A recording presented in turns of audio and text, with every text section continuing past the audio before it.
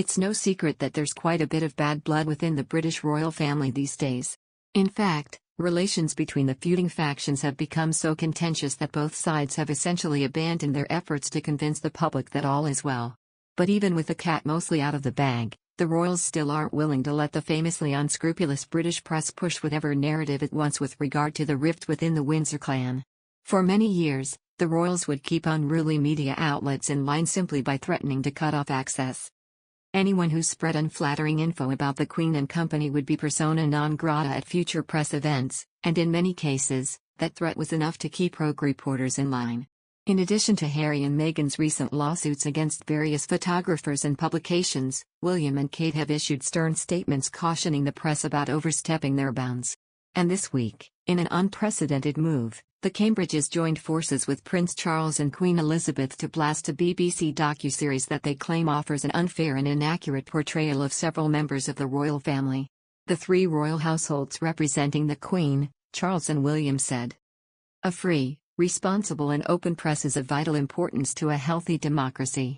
However, too often overblown and unfounded claims from unnamed sources are presented as facts, and it is disappointing when anyone, including the BBC, gives them credibility." The two-part series, entitled The Princes and the Press, contained several bombshells, including revelations that the royals hired a private investigator to keep tabs on Harry's former girlfriend Chelsea Davy. But not surprisingly, it seems the segments that have the royals the most upset all have to do with Meghan Markle. Insiders say the royals were upset over the filmmaker's insights into a scandal that's come to be called TIARAGATE.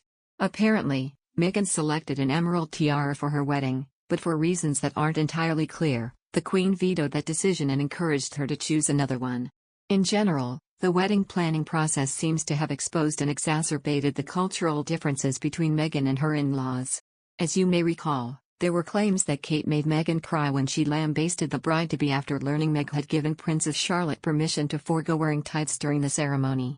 During her interview with Oprah, Meghan stated that the story had been reversed, and it was Kate who made her cry. The documentary featured commentary from some of the Sussex's biggest detractors, one of whom argued that TIARAGATE is small potatoes compared to the allegations of Meghan bullying her staff. Daily Mail reporter Dan Wootton claims the abuse started immediately after the wedding, and was only exposed when members of the staff began to speak out. It took 6 months for it to get out after the wedding, so when people like to say the press are going for Harry and Meghan, you had it in for Harry and Meghan. I completely disagree, Wootton said. It was actually these people behind the scenes who started to get annoyed, before any of it was public, he continued. At that point no national newspaper had dared to really dive into this huge war that was developing behind the scenes. Wootton went on to claim that he broke the story himself after learning that more mainstream media outlets wouldn't cover it due to the royals' desire to keep the whole thing under wraps. And part of that was that no one in the royal rota was really prepared to break that story either, he said. So I did take someone like me, as an outsider, and actually say no, I'm going to do it.